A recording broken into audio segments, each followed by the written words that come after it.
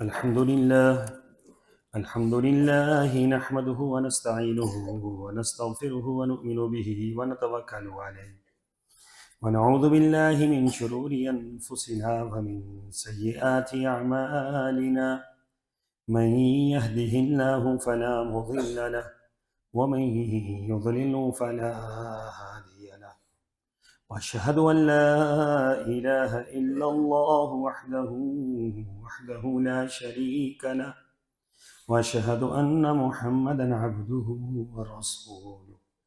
أما بعد فإن أحسن الكلام كلام الله، وأحسن الهدي هدي محمد صلى الله عليه وسلم، وشر الأمور محدثاتها وكل محدثة بدعة وكل بدعة ضلالة وكل ضلالة في النار. قال الله تبارك وتعالى في القرآن المجيد: أعوذ بالله السميع العليم من الشيطان الرجيم. بسم الله الرحمن الرحيم. ولما ورد ماء مدين وجد عليه أمة من الناس يسقون، ووجد من دونهم امرأتين تذودان، قال ما خطبكما؟ قالتا لا نسقي حتى يصدر الرعاء وأبونا شيخ كبير. فسقى لهما ثم تولى إلى الظل فقال رب إني لما أنزلت إلي من خير فقير. فجاءته إحداهما تمشي على استحياء قالت إن أبي يدعوك ليجزيك أجر ما سقيت لنا. فلما جاءه وقص عليه القصص قال لا تخف نجوت من القوم الظالمين. قالت إحداهما يا أبت استأجر إن خير من استأجرت القوي الأمين. قال إني أريد أن أنكحك إحدى ابنتي هاتين على أن تأجرني 8 حجج، فإن أتممت 10 فمن عندك، وما أريد أن أشق عليك، ستجدني إن شاء الله من الصالحين. قال ذلك بيني وبينك، أيما الأجلين قضيت فلا عدوان علي، والله على ما نقول وكيل. اللهم صل على محمد وعلى آل محمد كما صليت على إبراهيم وعلى آل إبراهيم إنك حميد مجيد. اللهم بارك على محمد وعلى آل محمد كما باركت على إبراهيم وعلى آل إبراهيم إنك حميد مجيد. سبحانك لا علم لنا إلا ما علمتنا إنك أنت العليم الحكيم.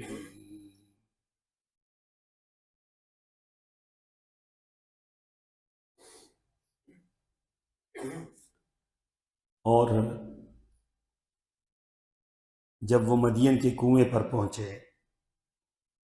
تو دیکھا بہت سے لوگ اپنے جانوروں کو پانی پلا رہے تھے، اور ان سے ہٹ کر ایک طرف 2 عورتیں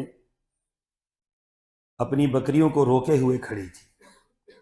موسیٰ علیہ السلام نے ان سے پوچھا تمہارا کیا ماجرا ہے؟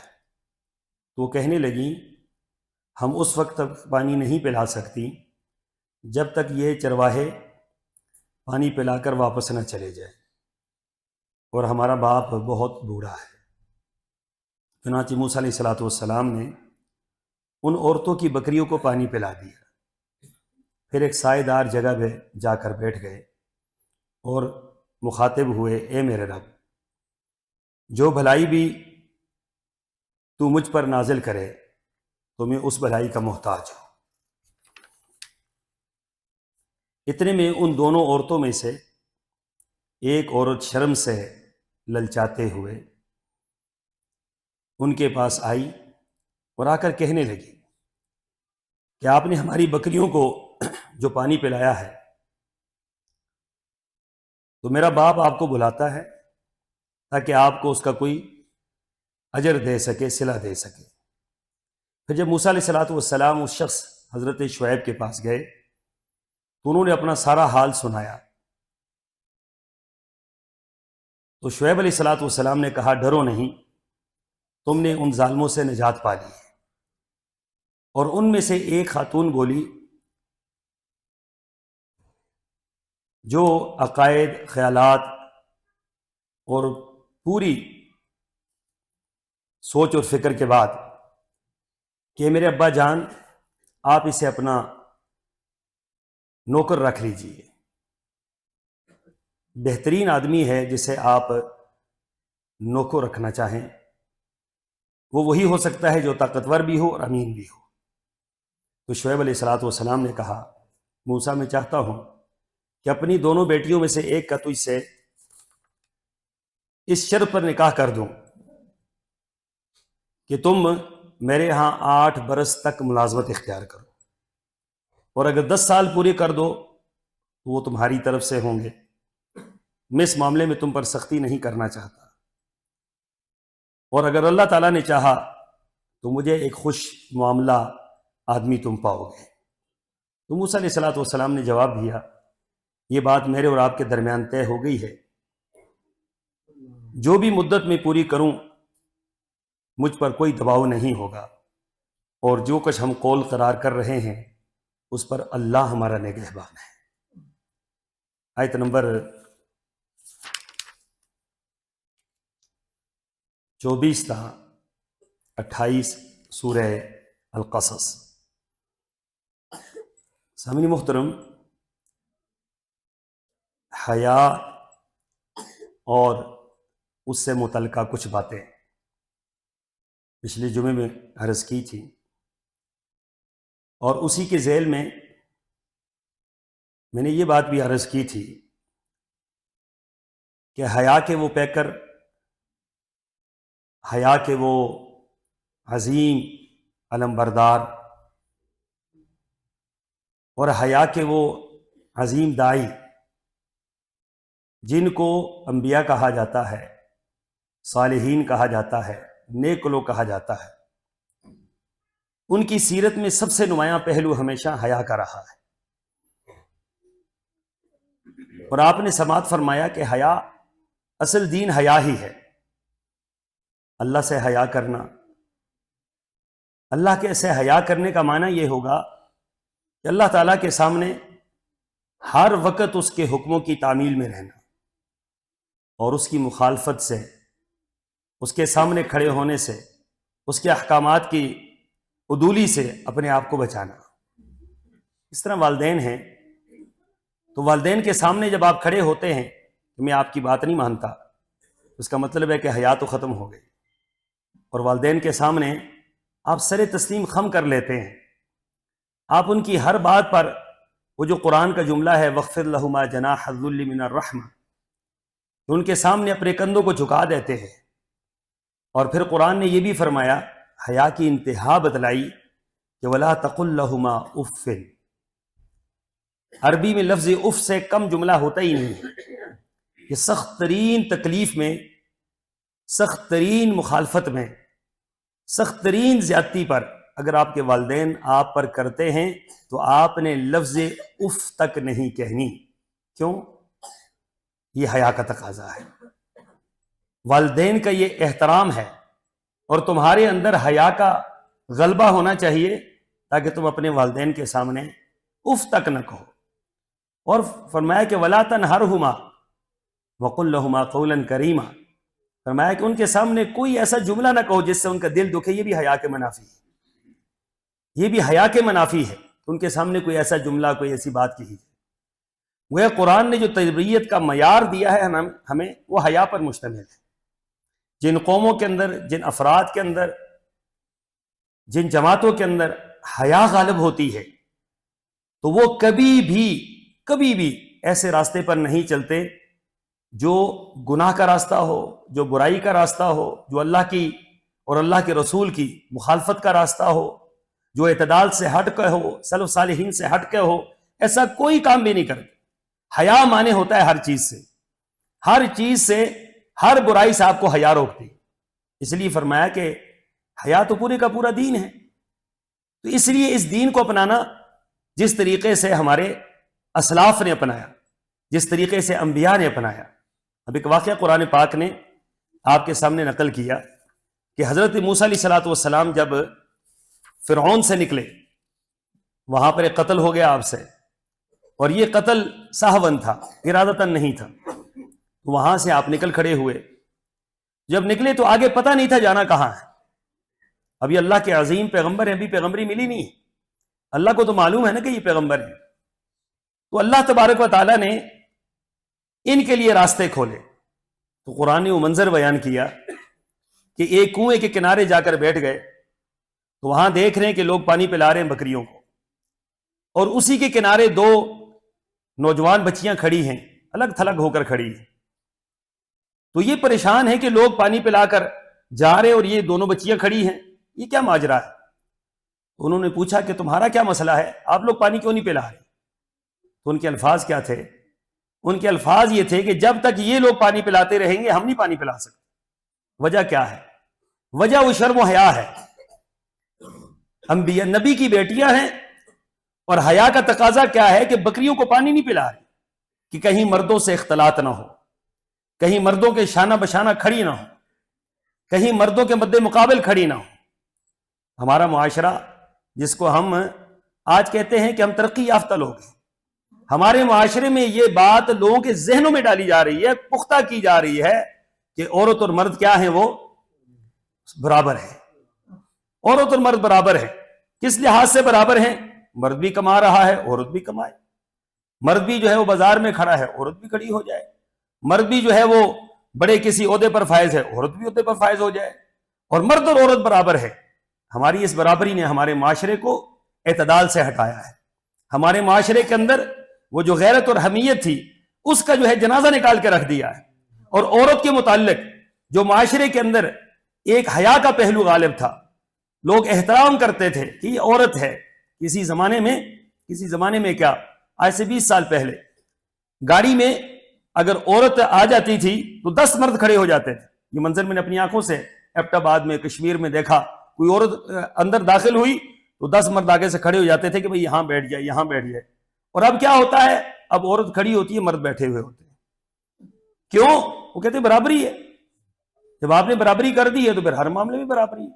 عورت خود جو نکل گئی باہر، جب اس نے حیا کا، یہ جو اللہ تعالیٰ نے اس کے لیے حیا کو لازم رکھا تھا، اللہ نے اس کو شرم اور پردے میں رکھا تھا، اللہ نے اس کو ایک شہزادی بنا کے رکھا، اللہ نے اس کو چادر اور چار دیواری کے اندر ایک تقدس کے اندر رکھا تھا، جب اس نے اس تقدس کو چھوڑا ہے تو پھر اب کیا ہے؟ معاشرے کے اندر سے حیا اس کے متعلق ختم ہو گیا۔ اس کے متعلق وہ جو لوگوں کے ذہنوں کے اندر خیال تھا کہ اس کا خیال کرنا ہے، یہ کمزور مخلوق ہے، یہ شرم و حیا کی پیکر ہے، یہ ایک رحم اور ترس کے لائق ہے، آج لوگ کہتے ہیں یہ تو بڑی ظالم مخلوق ہے، یہ تو بڑی خوفناک مخلوق ہے، یہ تو ہمارے مقابلے میں ہے۔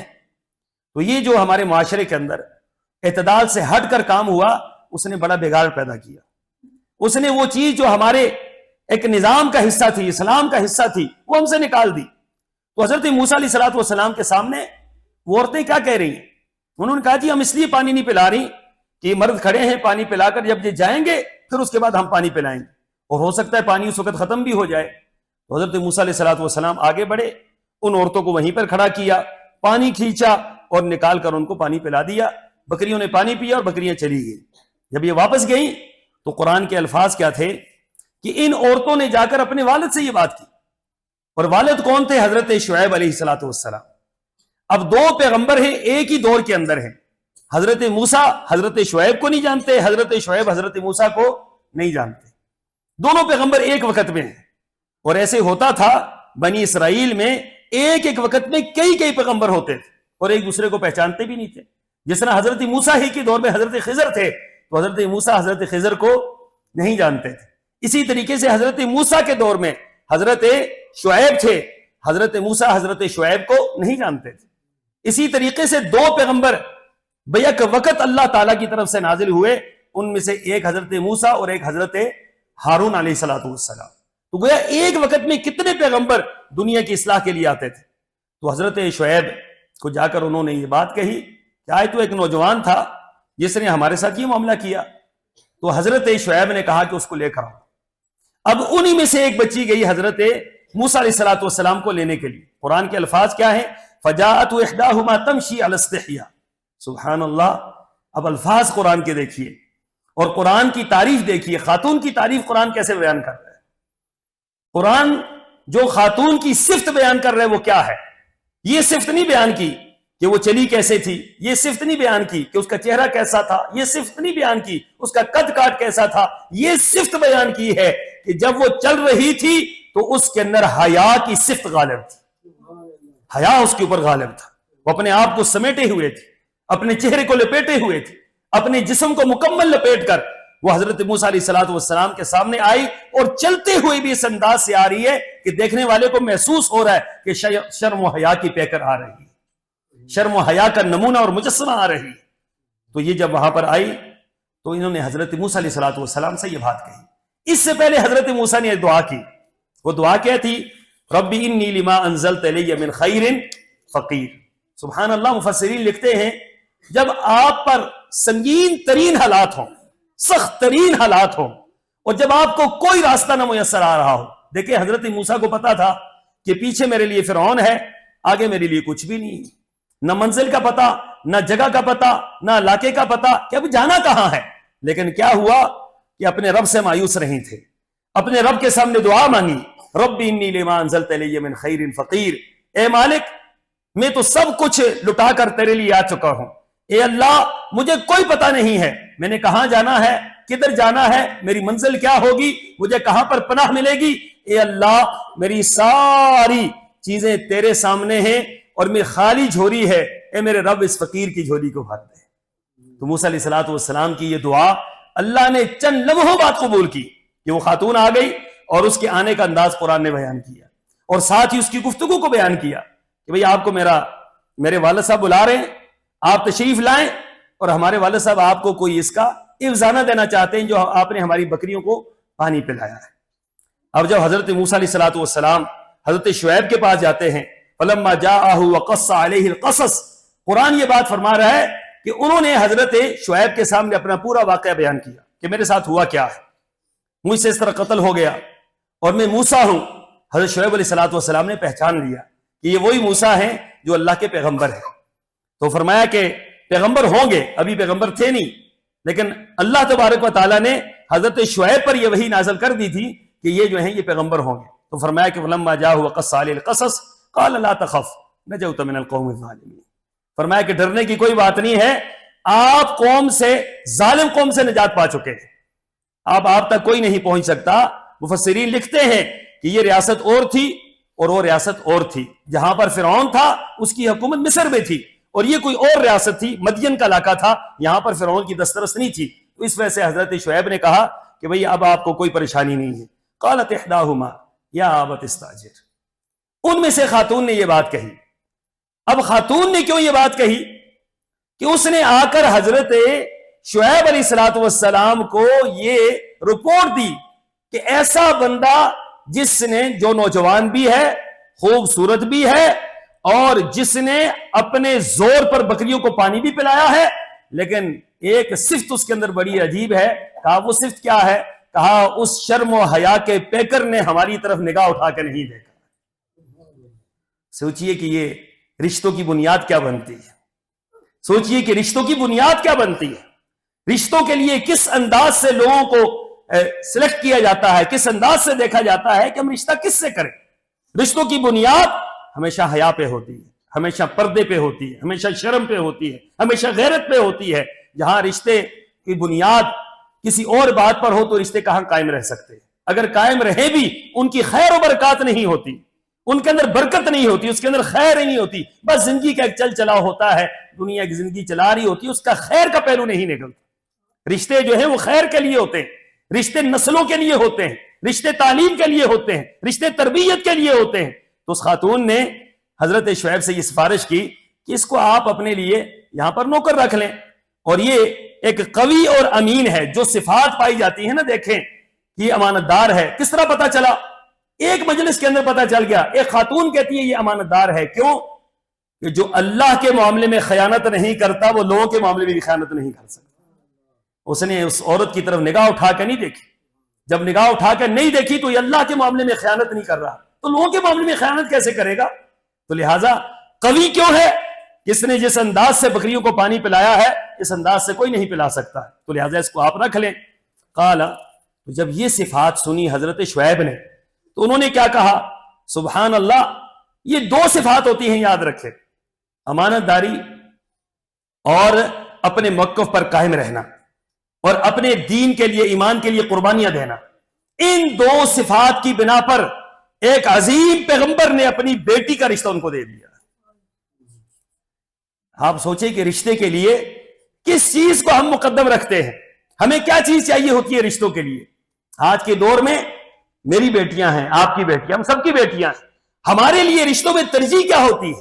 اور حضرت شعیب کی ترجیح کیا تھی کہ ایک راستے میں چلتا ہوا نوجوان آیا ہے، صفت حیا اس کے اندر موجود ہے، اور حضرت موسیٰ علیہ الصلوۃ والسلام ایک عورت کو دیکھ رہے ہیں، انہوں نے کیا دیکھا ہے؟ انہوں نے بھی صرف صفت حیا ہی کو دیکھا ہے۔ ادھر بھی حیا دیکھا گیا، ادھر بھی حیا دیکھا گیا، حیا کے بل بوتے پر ان دونوں کا آپس میں رشتہ ہو جاتا ہے۔ تو گویا پیغمبر کی سب سے زیادہ جس بات کی ترجیح ہوتی ہے وہ حیا ہوتا ہے۔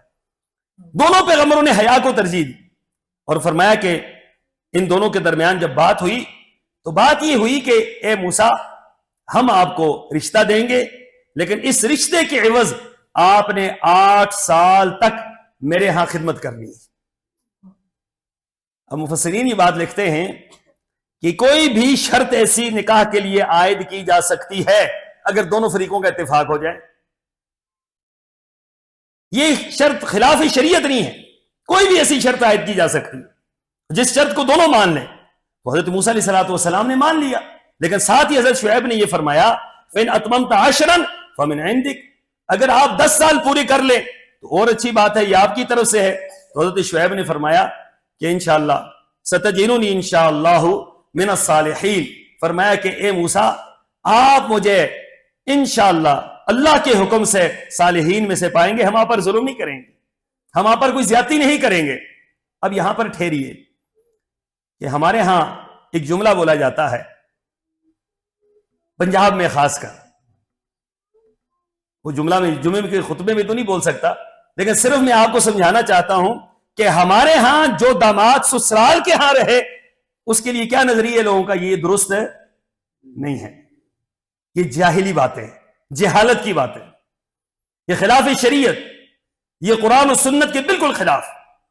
نبی سے بڑھ کر غیرت مند کوئی نہیں ہوتا، نبی سے بڑھ کر دیندار کوئی نہیں ہوتا، نبی سے بڑھ کر اخلاق والا کوئی نہیں ہوتا، نبی سے بڑھ کر دنیا کے اندر بہترین بات کرنے والا کوئی نہیں ہوتا۔ نبی کی زندگی کا ہر پہلو دنیا کا سب سے خوبصورت پہلو ہوتا ہے۔ یہ ایک پیغمبر ہے جو کہہ رہا ہے آپ نے 10 سال تک میرے گھر میں داماد کے طور پر رہنا ہے، اور دوسرا پیغمبر تسلیم کر رہا ہے کہ میں 10 سال آپ کے گھر میں رہوں گا۔ تو اب بتلائیے، آپ کے پنجاب کی بات مانی جائے یا پیغمبر کی سیرت کو مانا جائے؟ ہمارے ہاں یہ کہتے ہیں، بڑے فخر سے بعض لوگ کہتے ہیں وہ جی میں ایسا داماد ہوں پوری زندگی اپنے سسرال کے ہاں ایک رات بھی نہیں رہا ہوں۔ بڑا کمال کیا آپ نے بہت اچھا کیا ہے۔ یہ سسرال تو نہ ہوا، گویا آپ نے سسرال کو جو ہے نعوذ باللہ من ذالک کو مردار سمجھا ہوا ہے۔ آپ نے سسرال کو کوئی ایسی چیز سمجھا، سسرال کتنا عظیم رشتہ ہوتا ہے۔ اللہ کے بندو، 3 استاد ہیں انسان کی زندگی میں، 3 استاد ہیں اور 3 ہی ماں باپ ہیں۔ ان میں سے ایک ماں کون ہے؟ جس سے آپ نے جنا ہے، جس سے آپ جنے گئے ہیں، اور ایک ماں وہ ہے جو آپ کی ساس ہے، اور ایک آپ کی خالہ آپ کی ماں ہے۔ تو یہ ماں کے رشتے ہیں۔ ان ماں کے رشتوں سے آپ کیسا سلوک کر رہے ہیں کہ ہم تو کبھی بات ہی نہیں کرتے جی، ہم تو کبھی جاتے ہی نہیں ہیں، ہم تو کبھی گھر میں داخل نہیں، ہم نے کبھی کھانا نہیں کھایا سسرال کے ہاں سے۔ کیوں نہیں کھایا بھیا آپ نے کھانا؟ آپ کو کوئی اگر مسئلہ ہے تو اس مسئلے کو دور کر لیں۔ سسرال سے جو رشتہ ہوتا ہے یہ ماں باپ کا رشتہ ہوتا ہے، یہ ماں باپ کا رشتہ ہوتا ہے۔ اسی لیے سسر ابدی محرم ہوتا ہے اپنی بہو کے لیے، سسر ابدی محرم ہوتا ہے بہو کے لیے۔ یہ ماں باپ کے رشتے ہیں، ان ماں باپ کے رشتوں کو ہم دنیاوی اصول پر یا کسی اور بات پر اس کو نہیں پرکھ سکتے. اس لیے سسرال کا رشتہ بے تکلف رشتہ ہوتا ہے. قربان جائیں محمد رسول اللہ صلی اللہ علیہ وسلم کی ذات مبارکہ پر کہ آپ علیہ الصلوۃ والسلام سب سے زیادہ بے تکلف اپنے سسر کے ہاں جایا کرتے تھے.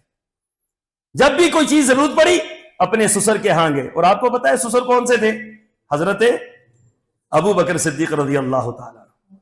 باقی بھی آپ کے 8 سسر تھے لیکن سب سے زیادہ تعلق ان سسر سے تھا. سسر ہونے کی وجہ سے اتنا گہرا تعلق کہ ہر معاملے میں یہ بات کہتے تھے میں اور ابو بکر صدیق کھڑے ہیں, میں اور ابو بکر صدیق مانتے ہیں, میں اور ابو بکر صدیق ایمان لائے ہیں, میں اور ابو بکر صدیق جنت میں ہوں گے, میں اور ابو بکر صدیق حوض کوثر پہ ہوں گے, میں اور ابو بکر صدیق جنت کے اندر ایسے داخل ہوں گے, میں اور ابو بکر صدیق سے اللہ راضی ہو گیا. ہر معاملے میں اپنے سسر کو ساتھ شامل کر کے دنیا والوں کو یہ کہہ دیا گیا کہ یہ باپ کا رشتہ بھی ہے اور دنیا کا سب سے خوبصورت ترین رشتہ بھی ہے. جو آپ کو بیٹی دیتا ہے وہ کوئی معمولی ہوتا ہے. ہمارے یہاں ایک جملہ بولا جاتا ہے کہ بیٹی دے کر جو ہے دشمن بنایا. ایک پنجابی کا جملہ ہے, وہ میں نہیں کہہ سکتا, پنجابی زبان تھوڑی سی کڑوی لگتی, تو ایک بڑا سخت جملہ بولتے ہیں لوگ. وہ کہتے ہیں کہ بیٹی دے کر جو ہے ہم نے دشمن بنا لیا. تو بیٹی دے کر دشمن نہیں بنتے, بیٹی دے کر عزت اور شرف کی بات ہوتی ہے, یاد رکھیں. تو قرآن پاک نے یہ ایک واقعہ بیان کیا اور اس واقعے کے کئی عظیم ترین پہلو ہیں جن میں ایک بہت بڑا پہلو یہ ہے کہ رشتوں کے درمیان, رشتوں کو بنانے کے لیے, رشتوں کو قائم رکھنے کے لیے 2 پیغمبروں نے جس بات کو مد نظر رکھا ہے وہ حیا تھا کہ حیا کی بنیاد پر رشتہ قائم ہوا, اور ایک پیغمبر کا دوسرے پیغمبر سے رشتہ قائم ہوا, اور یہ پیغمبر نے جو بات کی اس کو پورا کیا, اور قرآن پاک نے اس کو بیان کیا. فرمایا کہ قال ذلک بینی و بینک, یہ آپ کے اور ہمارے درمیان ایک بہترین معاہدہ ہے. ایم الاجلین قضیت فلا عدوان علی. حضرت شعیب فرماتے ہیں کہ ہم آپ پر کوئی زیادتی نہیں کریں گے, واللہ علی ما نقول وکیل. اور حضرت موسیٰ کیا فرما رہے کہ ہم نے جو معاہدہ آپس میں کیا ہے اس معاہدے کا گواہ کون ہے؟ مفسرین یہ بات لکھتے ہیں کہ سب سے بڑا معاہدہ اگر 2 بندوں کے درمیان کوئی ہے تو وہ یہی ہے کہ جس معاہدے میں اللہ کو گواہ بنا دیا جائے, جس معاہدے میں اللہ کو گواہ بنا لیا جائے. بعض معاہدوں میں اللہ کو گواہ بنایا کریں. یہ رشتوں کا معاہدہ ہے, دیکھیں رشتے کا معاہدہ ہوا ہے نا, رشتہ دینے اور لینے کا معاملہ ہوا. اس میں 2 نبی گواہ کس کو بنا رہے ہیں؟ اللہ کو گواہ بنا رہے ہیں.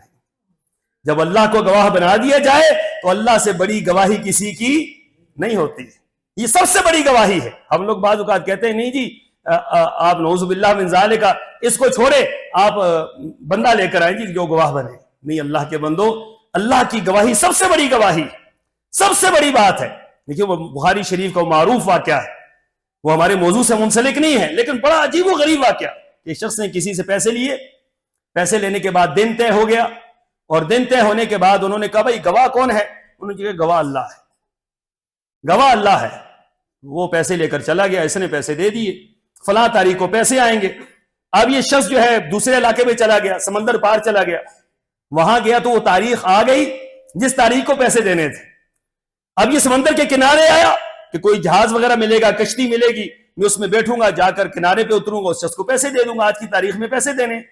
تو وہاں گیا تو جہاز آگے سے نکل چکا تھا, اور پتا چلا کہ آج کے دن کوئی اور کشتی بھی نہیں ہے, جہاز بھی نہیں ہے. تو اس نے ایک لکڑی لی, اس لکڑی کو کرید کر اس کے اندر وہ پیسے ڈالے, اس کو بند کیا اور سمندر کے اندر پھینک کر کہنے لگا اے اللہ, ہم نے جب پیسے لیے تھے تو گواہ تجھے بنایا تھا, گواہ تجھے بنایا تھا, تو اے اللہ اب اس کو پہنچانے والا بھی تو ہے, یہ تیرے حوالے ہے پیسے. اب وہ ڈال دیا اس کے اندر, سمندر کے اندر ڈال دی, وہ لکڑی ڈال دی سمندر میں.